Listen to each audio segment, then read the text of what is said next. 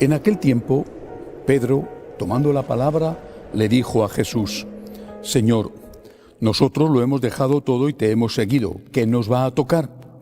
Jesús le dijo: yo les aseguro que en la vida nueva, cuando el Hijo del Hombre se siente en su trono de gloria, ustedes, los que me han seguido, se sentarán también en 12 tronos para juzgar a las 12 tribus de Israel.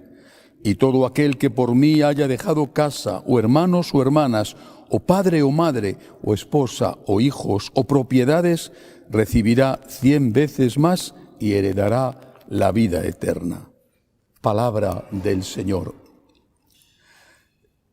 Bueno, estoy utilizando un texto que está adaptado al español de Hispanoamérica y por eso es un poco distinto del que usamos en España en algunas expresiones. Esto de la vida nueva es la vida eterna, si no parecería que es que simplemente se ha comprado uno un piso en una urbanización mejor. Hoy es un día en que celebramos una gran fiesta, la fiesta de San Benito, patrono de Europa.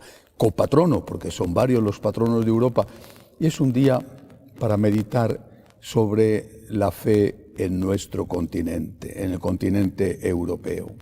Recientemente un cardenal africano, cardenal Sará, que recibió la fe de evangelizadores europeos, se preguntaba sobre el porqué, esa rápida apostasía en que se está sumergiendo Europa.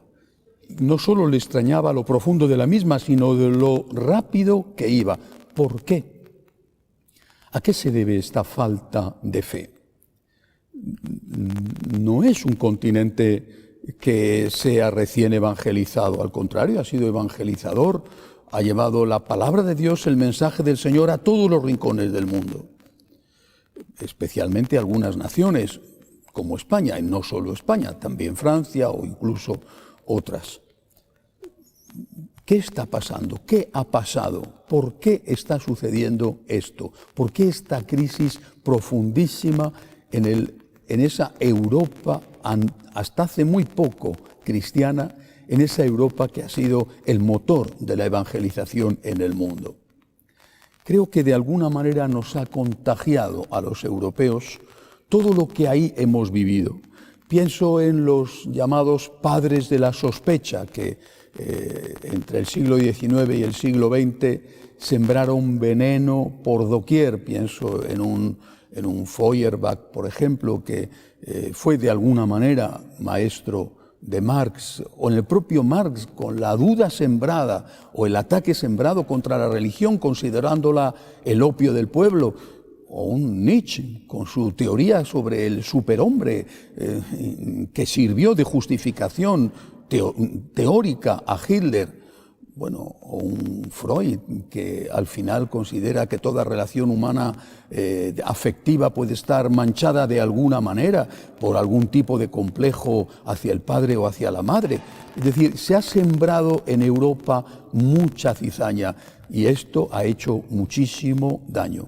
Pero también ha habido otra cosa, ha habido la respuesta a esta cizaña, que no ha sido una respuesta del pueblo en un primer momento, pero sí de muchas de sus élites.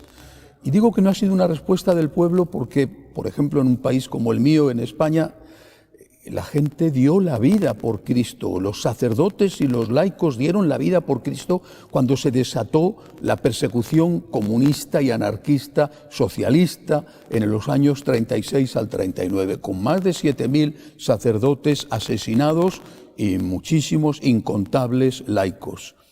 Pero las élites se dejaron subyugar.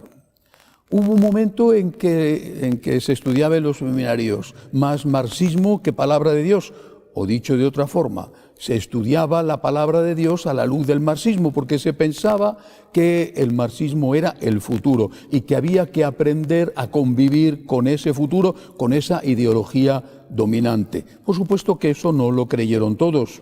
Hay que recordar a San Juan Pablo II, y no solo a él. No creyó en el valor de la Ostpolitik, sino que se enfrentó directamente y terminó, con ayuda de otros, naturalmente, por derribar el muro de Berlín. Europa ha estado sembrada de muchísimos malos vientos que han provocado estas tempestades.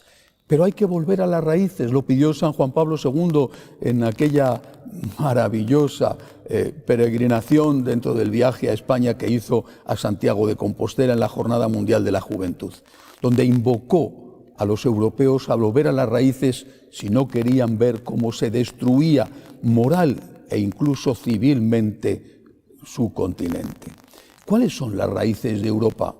El patrono que hoy celebramos, San Benito, nos lo recuerda.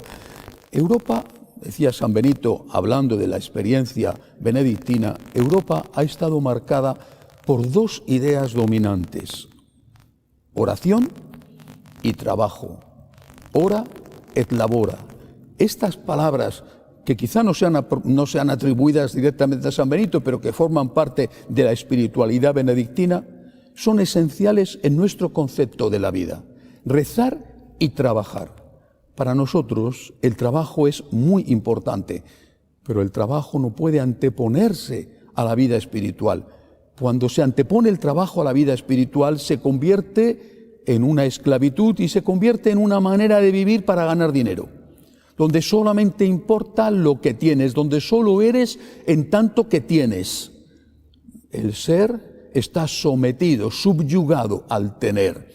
Eres importante si trabajas en una empresa importante, eres importante si tienes un sueldo grande, una buena casa, un buen automóvil. El ser ha dejado de existir para dar paso al tener. El trabajo es esencial para nosotros y así creo que debe de ser. Pero el trabajo, sin la oración, sin la vida espiritual, termina por esclavizar al hombre, por despersonalizar al hombre.